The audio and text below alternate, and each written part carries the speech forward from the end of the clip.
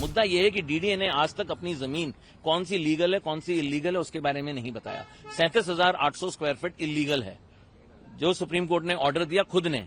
2 बीघा 8 बिस्वा, 2 बीघा 8 बिस्वा कहां पे है, किस एरिया में है, किस जगह है, वो तो बताएं। आपने पूरे बाटला हाउस में सारी जगह लगा दी कि साहब ये इलीगल है, आपका डेमोलिशन हो रहा है। जो भी वहां रहते हैं उन लोगों के साथ ज्यादती इस तरह से करी कि साहब आपका इलीगल है, आप मकान खाली करो। अब कोई प्रेग्नेंट है, कोई बुजुर्ग है, किसी के सपोर्ट सिस्टम नहीं है, आप कैसे उम्मीद करते हैं कि 15 दिन में खाली कर दें। बाटला हाउस के मामले में आज सुनवाई थी कई याचिकाओं पर, हाईकोर्ट ने क्या आदेश जारी किया है? हाईकोर्ट ने अपना ऑर्डर रिजर्व कर दिया है, शाम को ऑर्डर आएगा, मगर इसके कई सारे ऑर्डर्स और भी आ चुके हैं जिसमें इन लोगों ने बताया है कि आप लोगों की प्रॉपर्टी इलीगल है, मगर तब भी हम आपको नोटिस स्टे दे रहे हैं। 15 जुलाई को मैटर लिस्ट होगा। 15 जुलाई के बाद मैटर जब लिस्ट होगा तो पता लगेगा असली क्या है, क्योंकि जितने भी इसके डॉक्यूमेंट्स हैं कागजों के, वो 15 जुलाई तक हम लोगों को भी बोला गया है कि आप भी लाएं।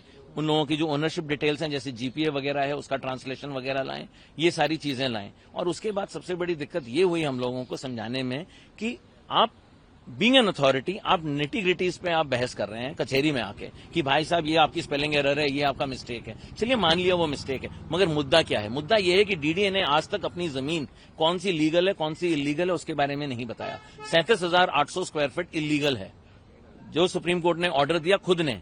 2 बीघा 8 बिस्वा, तो 2 बीघा 8 बिस्वा कहां पे है, किस एरिया में है, किस जगह है, वो तो बताएं। आपने पूरे बाटला हाउस में सारी जगह लगा दी कि साहब ये इलीगल है, आपका डेमोलिशन हो रहा है। आपने क्या किया? सारे मुसलमान भाइयों के साथ या जो भी वहां रहते हैं उन लोगों के साथ ज्यादती इस तरह से करी कि साहब आपका इलीगल है, आप मकान खाली करो। अब कोई प्रेग्नेंट है, कोई बुजुर्ग है, किसी के सपोर्ट सिस्टम नहीं है, आप कैसे उम्मीद करते हैं कि 15 दिन में खाली कर दें। आपने नोटिस लगाई 28 तारीख को, नोटिस की डेट है 26।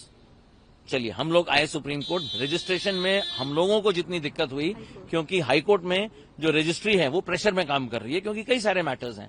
जाहिर सी बात है छोटी छोटी गलतियां देखी जाती हैं। मैटर लिस्ट नहीं हुए, जब मैटर लिस्ट हुआ, हम लोगों का मैटर खुद 3 बार लिस्ट हुआ है, मगर लिस्टिंग के बाद हमारा नंबर जब आएगा वो आज आया है। हम लोगों को यही बताना है कि जो भी न्यायालय उचित समझेगा वो करेगा। सबसे पहले राहत दें, उसके बाद ये देखे कि हम लोगों को क्या चाहिए और किसकी लीगल है किसकी इलीगल है। गैर कानूनी होना बताना जरूरी है।